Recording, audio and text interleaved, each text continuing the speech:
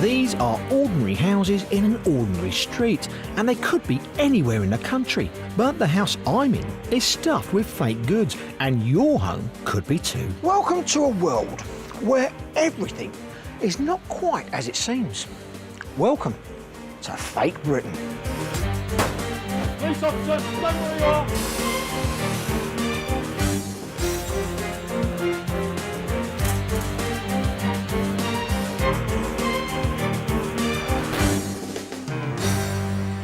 In this series, I'm going to investigate the world of fakes and forgeries and the criminals who will stop at nothing to con you out of your hard-earned cash by copying, counterfeiting and cheating. And I'm going to show you how not to become one of their victims. Today, it's all about fake money. Coming up, how scammers are trying to put this fake cash into your pockets. The woman who unwittingly took fake dollars to Las Vegas. I'd actually changed up $900 worth of counterfeit notes. And the man whose brush with credit card fraud cost him £17,000. All this stuff has been used by crooks at some time or another to get money out of our bank accounts.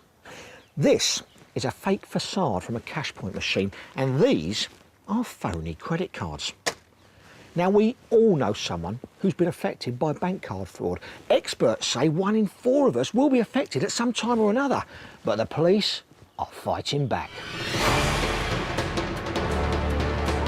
You know what's annoying? I lost that. It's 6 a.m. and DS Finnegan and his officers from the City of London Police Economic Crime Squad are on their way to raid the address of a man suspected of making fake credit cards to steal other people's money. Within this area of West London, we know that there are credit card gangs involved in this, and the money they're making runs into millions rather than thousands.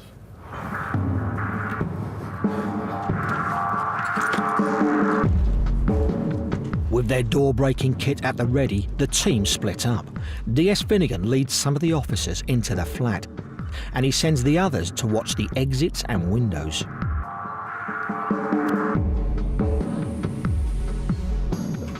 Mind you, her vest is a bit of a giveaway.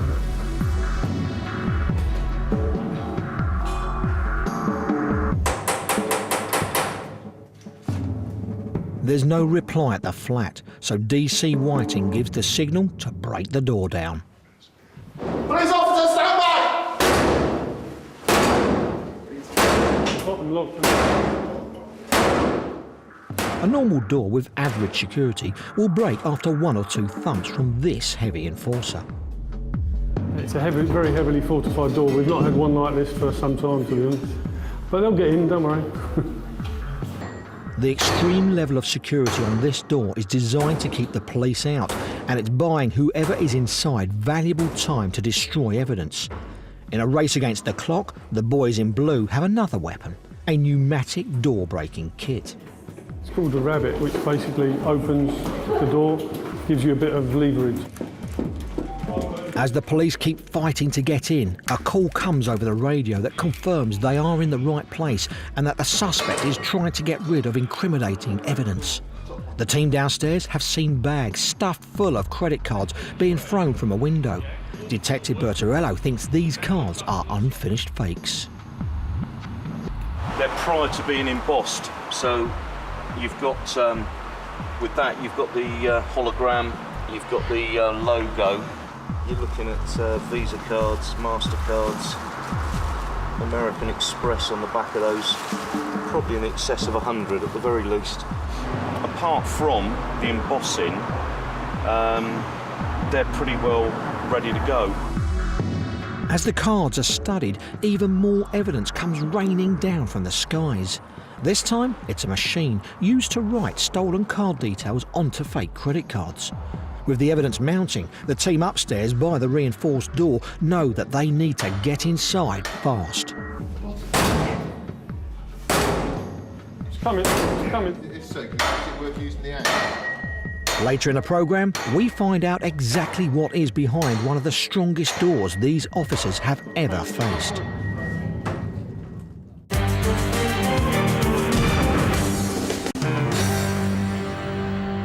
This This wallet might not be the most convincing copy of a famous brand, but just take a look at what's on the inside. That cash is fake. We've discovered it all during the making of this programme. Now, these pound coins are one of the most copied items in Britain. Police believe they are being made right here in the UK and being palmed off in pubs, clubs, restaurants and shops. But just how many are out there? Right now, all the pockets in Britain are weighed down by over 500,000 tonnes of loose change. Most of this comes from the Royal Mint, but millions of the pound coins we spend every day are made in illegal factories which churn out fakes. Robert Matthews lives in South Wales, just down the road from where he used to work at the Royal Mint. His job there was to test counterfeit coins, and he is now a leading independent expert. On this fake, there are a series of parallel grooves which would not normally be visible on a genuine coin. These are marks left by a counterfeiter. There are a number of different clues to tell you whether the thing is a counterfeit or not. Main thing that makes me immediately think that this is a counterfeit is the edge. The lettering is thin and spidery and does not have the nice form of the genuine coin. If you look at the other side, the one with the Queen's head on it, you can see that on the fake coin you can barely make out her crown. Also, the wording above the Queen's head is barely legible. This is a problem which has gradually got worse and worse over time. The mint and the coin industry as such has not been withdrawing these counterfeits from circulation, and that to me is the major problem. The fact that these counterfeit coins have been left to circulate and banks are issuing them to individuals. So they are technically committing a crime by issuing them. Today, I've invited Robert down to the capital. He's going to conduct an exclusive survey for Fake Britain to see how many counterfeit pound coins he can find on London streets. The last full survey conducted by the Royal Mint found that around 1 in 40 pound coins are fake. If that figure is right, it means we've got over 37 million fakes in our pockets. Still to come on today's Fake Britain. How many fakes will Robert find? The story of a Yorkshire town that was hit by scammers with fake £20 notes. And what happens when you unwittingly gamble with fake dollars in a Las Vegas casino? I said, would you stand up, please? They were counterfeit, put your hands behind your back, and they put me into handcuffs.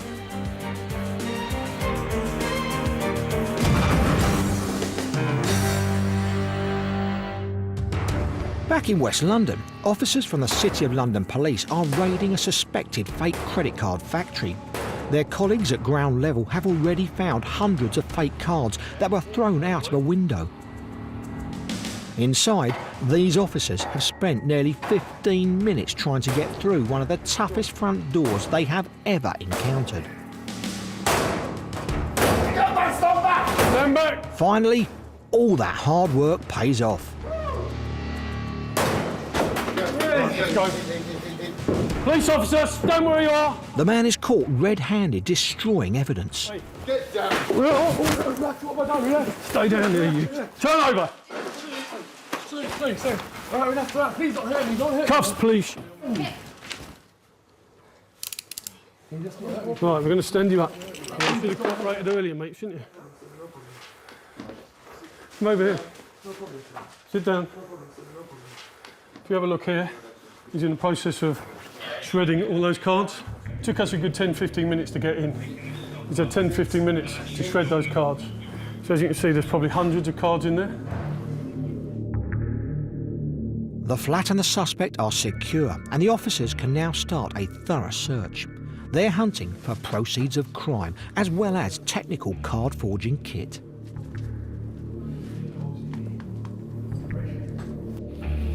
Leading the search in the living room is Detective Whiting. He's found hundreds more cards that avoided the shredder and weren't thrown out of the window. He can tell this card is a counterfeit because the embossed printing showing the name and date is overlapping and the hologram picture doesn't move.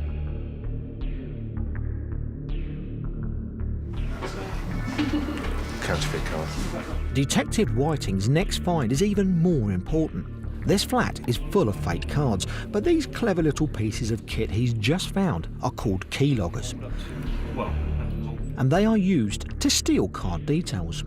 Fraudsters can connect them to the back of credit card terminals in shops and garages, and every time you make a payment, they siphon off all your card details and save them for a fraudster to use later. Each of the keyloggers cost just £30, but they can steal over 3,000 credit card numbers each, and Detective Whiting has just found 8 of them. Scientists from the University of Cambridge are leading research into the latest techniques criminals have devised to steal our card details. Using a key logger, like the ones found in the flat, Stephen Murdoch is going to show us just how easy this crime is to commit.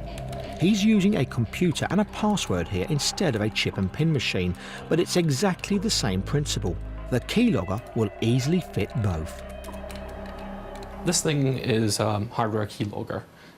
You can buy them fairly easily online. If I take this and plug it in between the keyboard and the computer, on here we've got a password field. So if I type in the password, Stephen types, "This is a secret," as his password. You can't see it on the screen, but remember, this could just as easily have been all the details stored on your card. All he has to do now is plug the keylogger into another computer, and straight away he'll be able to read it. It really is that easy. you can see the thing that I typed onto the PC. So if that was a pin entry device rather than a PC, then what we'd get is all the customers' card details. Fitting a £30 key logger onto a terminal like this can make criminals who know what to do with the data millions of pounds. In West London, the officers from the City of London Police believe their suspect has been stealing data using key loggers and making fake cards to live the high life. All the credit cards in this place are fake, but the expensive designer goods are the real deal.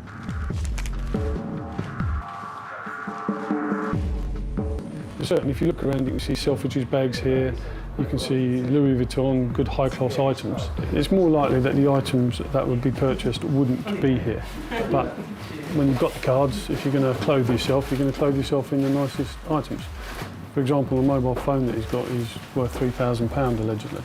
It doesn't end there. That watch on his wrist is a genuine Rolex worth nearly £4,000. There's no point. No, exactly. Whilst the other officers seize all the designer goods for evidence, Detective Whiting is finishing up his search in the living room, and he's just found a disc which contains the last piece of the puzzle. To write stolen card details onto the magnetic strip of a fake card, you need a supply of card numbers, a laptop and a card writing machine, but you also need this computer program. It allows you to copy your stolen numbers onto these cards. Completes the package, really, of what we're looking for. The officers have seen enough to prove the man is running a fake credit card operation from the flat. Now they have to painstakingly sift through all the evidence to find out just how much has been stolen using all these cards. Later in the programme, I find out just how much he managed to steal.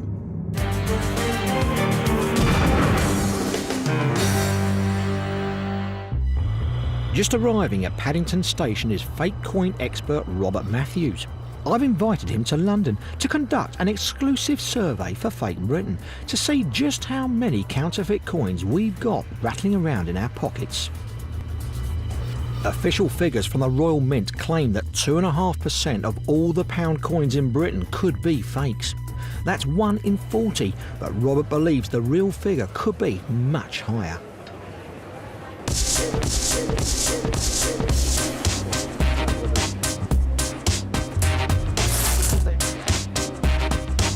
Yep, that one is.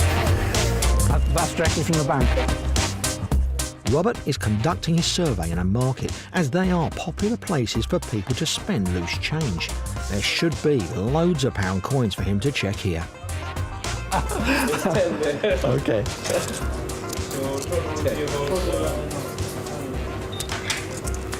There's one. It's counterfeit there.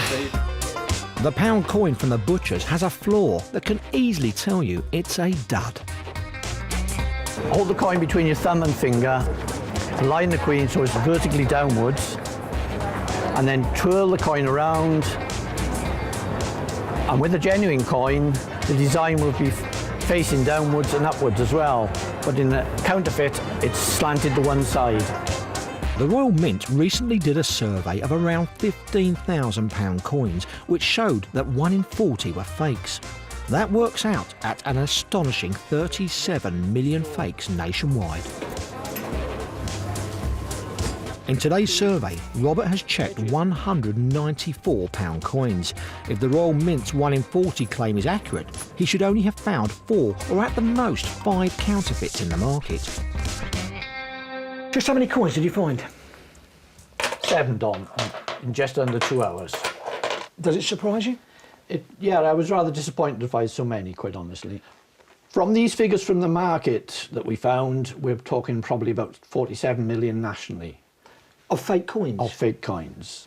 How often do you like to ever see one of these in your own pocket? Everybody who's handled cash at all, coins at all, will have had fake coins in their possession. There's that many out there, that, without a doubt, everyone. Yes. If people find these in their pocket, what should they do and what do you think they will do? The official answer would be that you take it to the police station and declare it. But the reality is the police are not interested in individual coins, and the reality is people just pass them on. And I don't blame them, quite honestly. How long have people actually been forging these for? This present crisis, and I like to call it a crisis, has probably been happening since the mid-1990s. What about worst case scenario? What could something like this do to the country? Well, if we were to follow what happened in South Africa, there, all the small businesses were refusing to accept their coin, so they had to completely withdraw it and recoin the coin. Costing the economy billions. Costing a significant amount of money, yeah. Robert, thanks ever so much for your time. OK, thank you. And here's your bus fare home. Still to come on Fake Britain.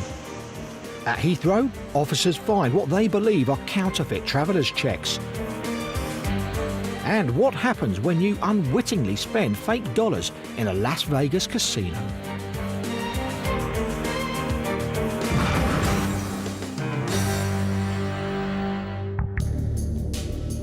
Back in West London, the credit card forger, who we now know to be 27-year-old Eamon Zada, is being led away to a City of London police station to await his fate. This raid highlights just how serious credit card forgery is. By the time this case went to court, the detectives had proved that an astonishing £1.6 million of stolen money had been spent on just a third of the fake credit cards found in the flat. In his summing up, the judge called the place a fake credit card finishing factory. Mr. Zada eventually pleaded guilty and was sentenced to 5 years in prison. The methods for stealing your card details are getting more and more high-tech. We've seen how fraudsters use key loggers at tills, but crooks have a new, terrifying and almost undetectable way of stealing our card details during an otherwise completely normal purchase. We use them every day, but imagine what would happen if one of the factories where these credit card terminals are made was infiltrated by fraudsters. Stephen Murdoch has been analysing credit card terminals and researching the most up-to-date methods criminals are using to fake your cards and steal your cash. The criminals are putting far more resources into attacking these than we can. And what we've now seen is that these things are coming out of the factory with tapping devices installed them at the factory. So there's absolutely no way for even the customers or the staff to be able to spot what's going on. And what that tapping device does is it records all these details, and it's got a mobile phone too, and then it sends these details over to Pakistan. The details then written onto cards and then used all over the Middle East. So the criminal doesn't even need to come over to the UK in order to commit fraud. It's really an international industry. Compromised terminals like these have been found in 2 major UK supermarkets already, and frighteningly, At the moment, the criminals seem to be one step ahead. There's really no way for a customer to tell what they're typing their PIN into.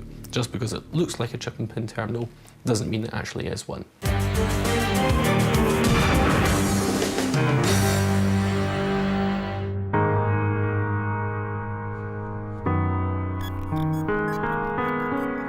If you're affected by card fraud and money goes missing from your bank account, it's possible that even though you believe you're completely innocent, your bank won't believe you.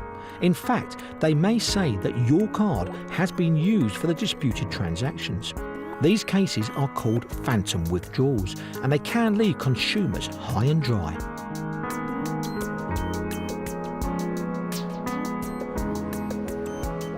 The first time 23-year-old Warren Bovell from Tooting in South London ever heard about phantom withdrawals was after a night out with friends in Sutton.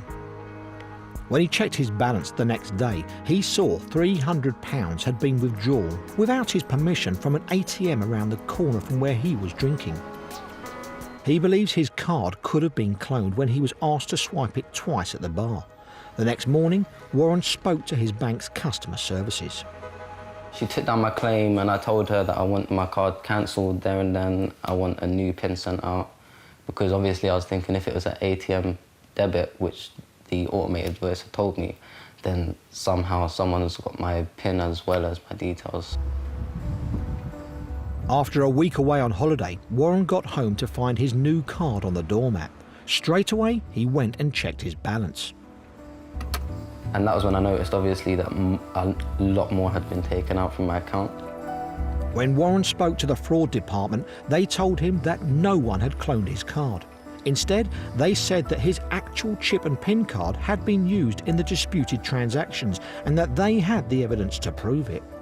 But she was just kind of indicating that it was either my negligence or that I had given my card to someone, or that someone close to me had got my card off me and given it and somehow got it back to me without me knowing, which, as I said before, was impossible because I had my card with me the entire time.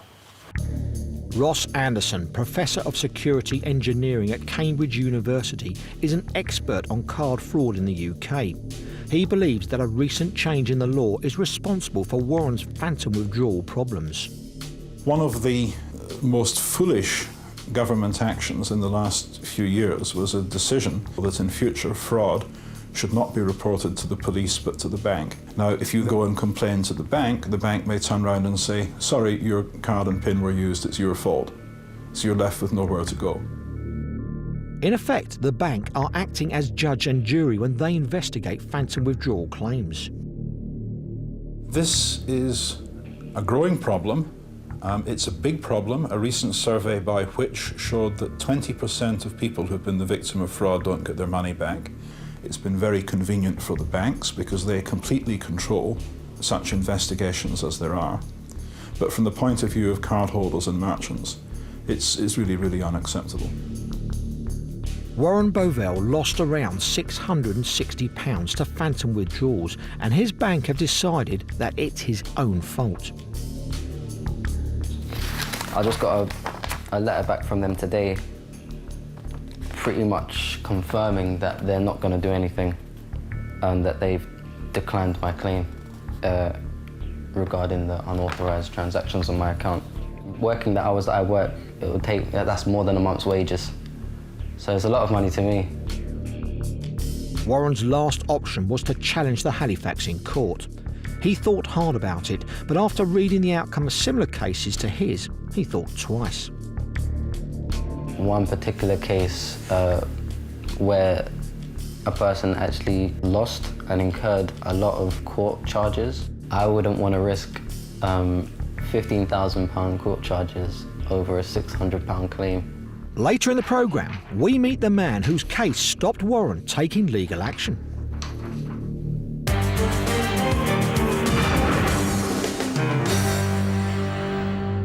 But first, if I tried to buy a round of drinks with one of these, I would be breaking the law because it's a fake £20 note. And up and down the country, these have been driving shopkeepers crazy.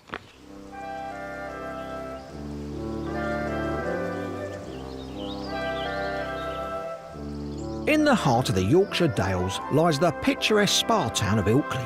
A popular gateway to the local moorland, Ilkley isn't the kind of place that you would imagine to be a hotbed of counterfeit currency, but all that changed one day in June. On the main road into the town, the Amali Corner shop is run by Shafiq Rahman. After a busy day at work, Shafiq got a shock when he used the takings from his till to buy some new stock for his shelves. When I went to the cash and carry, she counted the £20 notes. I had almost 25 notes, £20 notes. She took one out. She said, this one is fake. I can't do anything. She didn't give him back and I lose £20. On the same day as Shafiq took his fake note, 14 other shops in Ilkley were also hit by the fraudsters. This counterfeit crime wave is constantly repeated up and down the country. Organised crime gangs will print the notes and sell them to small-time fraudsters who travel round ripping off small businesses. On the day Ilkley was targeted, staff in one of the town's outdoor stores saw through the scam. I was in the stock room and the assistant came in and he was suspicious of this £20 note because the purple, it didn't look right, it looked a bit grainy, and he'd been shown one at the post office when he did the banking, so he was a bit suspicious. So I said, oh, I'm sorry, it's it's a dud note, I can't take it. It's like, oh, I can't believe it, got it off my girlfriend, can't believe it, oh no. So he's like, oh, all right, I can't remember what he bought because I'll just nip to the bank and come back with some more money. So needless to say, he didn't come back. I never saw him again. The last figures published by the Bank of England revealed that the £20 note was by far and away the most counterfeited note in the country.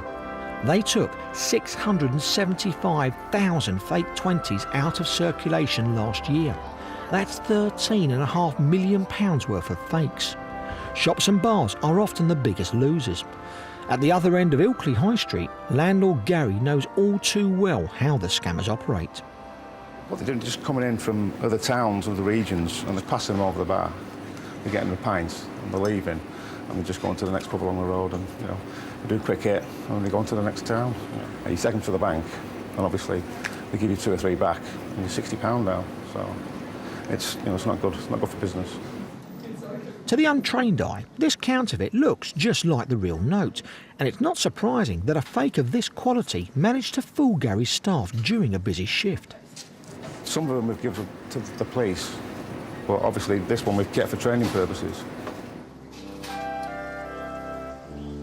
Ilkley has joined the growing number of small towns up and down the country to be hit by the fake £20 note scammers. Traders in the town are now prepared should any fraudster try the same scam again in the future, and Shafiq has protected his takings by buying a note-checking machine.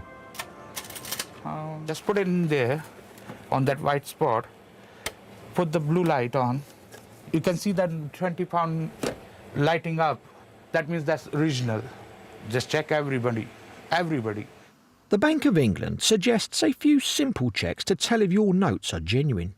Firstly, check the writing at the top is raised. If not, it could be fake. Also, check that the metallic strip becomes continuous when you hold it up to the light. On the fake, it stays as a dotted line.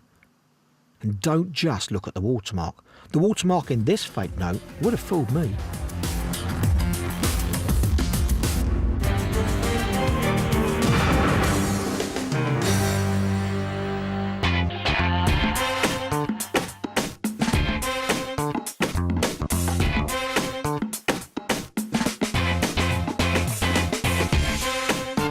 With 1,701 licensed gambling venues, Las Vegas is the world's casino capital. It's also a regular holiday location for Gail Chandler from Kent. And last year, Gail found the odds stacked against her when she discovered that her travel money was fake. I love Las Vegas. I love the over-the-topness. I love the slot machines, the roulette wheel. I just think Vegas is like dreamland for adults, really.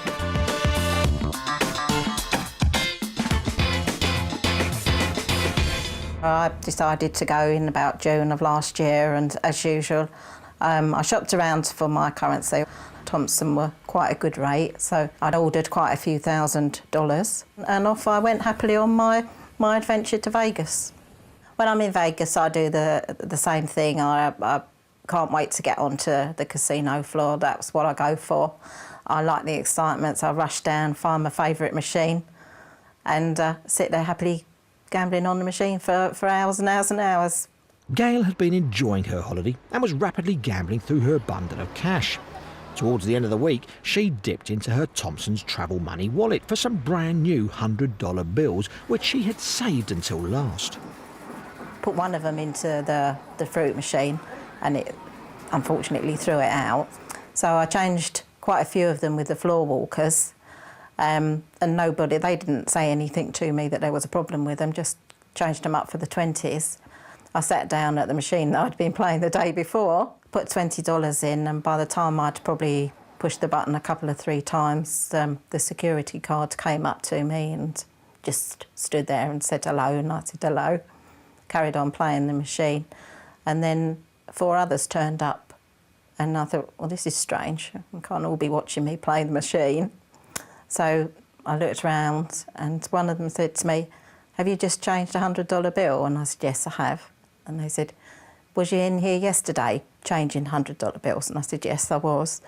So I said, would you stand up, please? They were counterfeit. Put your hands behind your back, and they put me into handcuffs. Still to come on Fake Britain. Find out just how serious things get for Gail. And how officers stop counterfeit money getting into the UK from abroad.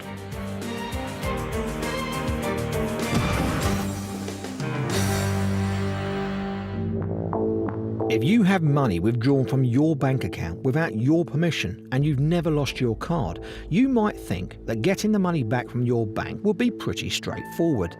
Unfortunately, for 1 in 5 victims, this isn't the case.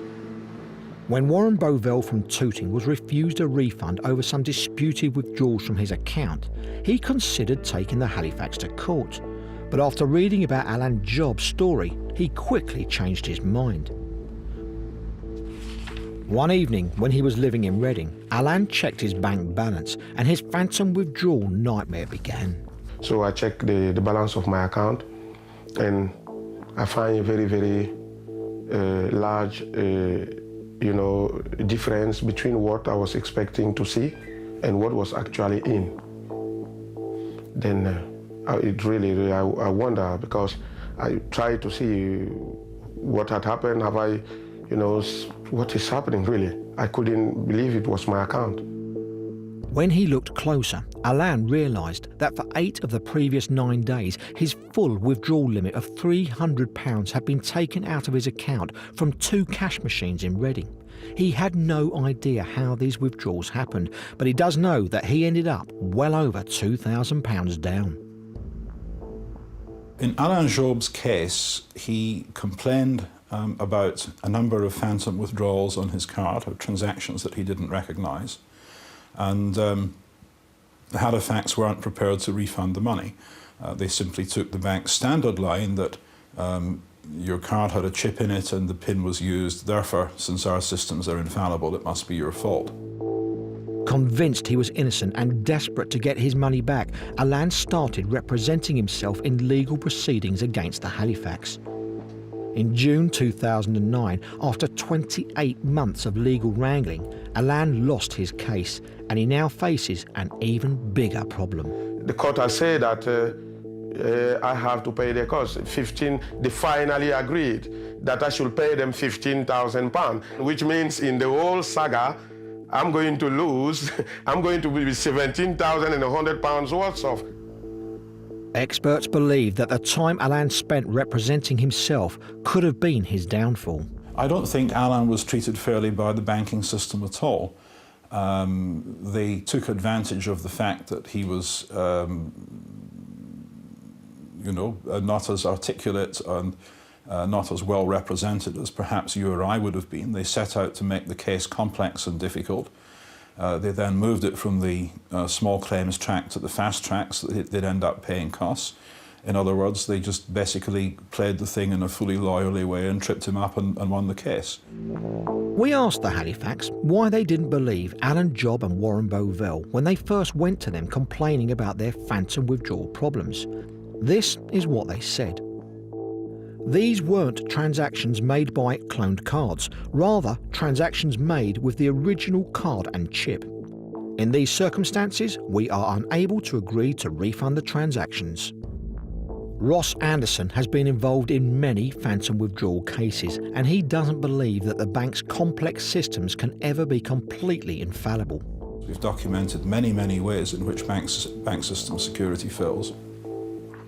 Alan has been left almost destitute after the court ruling. Restrictions on his visa prevent him from taking paid work, and he couldn't even afford to pay for the funeral of his wife who died during his ordeal. He is now waiting for the Halifax to claim their costs. But when the letter is going to come, I'm going to open the door, I'm going to ask them to finish me off. So if it happens to you, should you challenge phantom withdrawals? I'd like to introduce you to a man who really knows his stuff when it comes to backing the consumer corner and fighting the banks. Alistair, thanks for coming along. Thank you. What should somebody do if they feel their card has been used fraudulently? Well, the first bit of advice the bank's going to say is, oh, cut up your card. Do not cut up your card. Oh, right. Yeah, well, the reason for that is that these days, on chip and pin cards, the chip actually holds a lot of useful information. Right. And a skilled forensic scientist can look at the chip and tell you when it was last used. There's a counter that goes up on that, but it needs skilled interpretation to do this. So effectively, if you're cutting up that card, you're destroying evidence that might actually defend your case? Absolutely. Right, OK, good advice. Yep, then what? Right, if you go back through your wallet, you'll find you've got receipts, credit card bills, everything of this sort, which has recorded where you were and what you did. If you pull all this evidence together, you can show that when the bank says you were doing something, you were actually doing something else. And that could be something quite insignificant. You know, a tin of beans from a supermarket, you know, in Peterborough, shows that you weren't actually in Clacton on that particular day. Anything, literally anything at all? Anything at all, because the bank will be very much on the back foot. They'll be trying to say, oh, you've given your PIN to somebody else, or you've left it around, you haven't been acting properly. Sometimes the most insignificant little bit of paper can prove that you were somewhere else.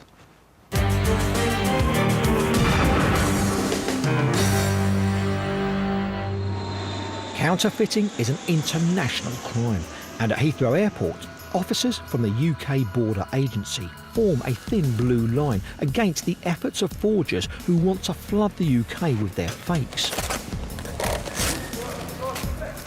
Russell Webb has the power to intercept mail coming in from abroad and check it for fakes. For him, finding counterfeit money is all in a day's work. This morning, he's searching through a shipment of parcels from West Africa when something catches his eye. Inside the envelope was that package.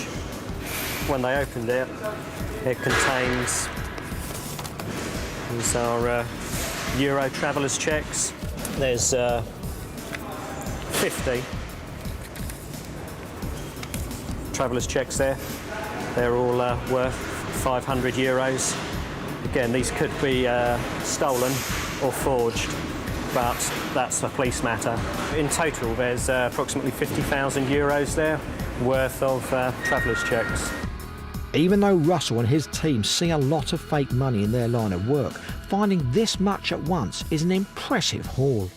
Yeah, that is quite unusual to see that amount of financial documents. Travellers' checks are just as valuable to counterfeiters as real money. These suspected fakes have been given to a financial expert, and the police's inquiries are continuing.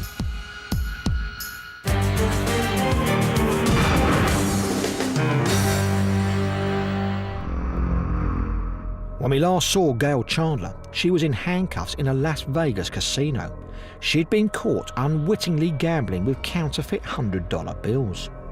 I did hear them say that the previous day that I'd actually changed up $900 worth of counterfeit notes. Gail was then led away. Through the casino floor where all the hundreds of people were standing watching me, through to the back of the casino, down the stairs into the bowels, and put me in an interview room. I was so frightened I couldn't even tell them what my name was. It was, and my heart was thumping in my chest. It was It was just the most awful, embarrassing and humiliating experience, and really traumatic. And then the guy from the Secret Service came. He found it difficult to believe that I was actually there on my own, and he asked if he could search my room, anywhere where they thought, I suppose, I might be hiding money. Gail's questioning lasted over 5 hours, and her hotel room was turned upside down by the Secret Service. Throughout this time, Gail had been constantly protesting her innocence. Eventually, he did say to me, well, providing that I had been honest, I would probably hear nothing else from them. But he said, you will be on the records of the Secret Service for having been interviewed. After her ordeal, the casino took pity on Gail and didn't ask her to pay them back a real $1,000 in exchange for the fake $1,000 she'd already changed there. They could see that I'd got history in the place and I'd never had a problem before, and I'm sure that worked in my favour. We contacted Thompson's and told them that Gail was convinced she had received fake notes from their store in Gillingham. They said, in each of our bureaus, our staff are trained to spot counterfeit notes, and systems are in place to ensure any forgeries are intercepted. Every effort has been made to investigate this matter, and we are confident that the counterfeit notes did not come from the Thompson Bureau. I just think the flippant way they fobbed me off was really not acceptable. There was absolutely no doubt in my mind that those were the notes that came from Thompson. It was safely tucked away in my suitcase. There was absolutely no way that anybody could have got into it. And I knew anyway before I went that there was these new notes in there. So there was no doubt in my mind at all as to where that money came from. I went back to Vegas as soon as I could. I wanted to get the first visit under my belt because I wasn't sure that they would actually physically let me in the country. But fortunately, I didn't have a problem at all, just went straight through and on my way, and I've not had a problem since.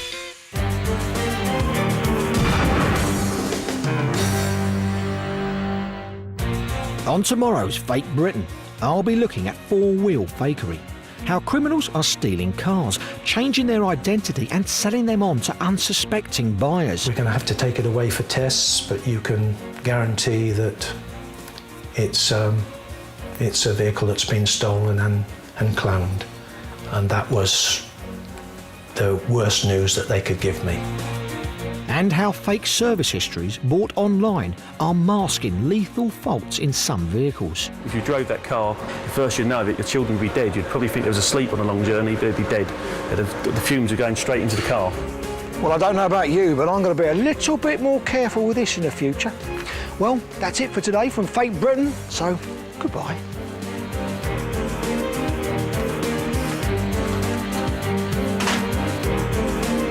Tuesday night drama here on BBC One. Sharon's having a Mitchell family do in EastEnders at 7:30. There's a hunky new doctor at Holby City at 8. Then brand new, meet feisty district nurse Frankie. You'll love her at 9 o'clock.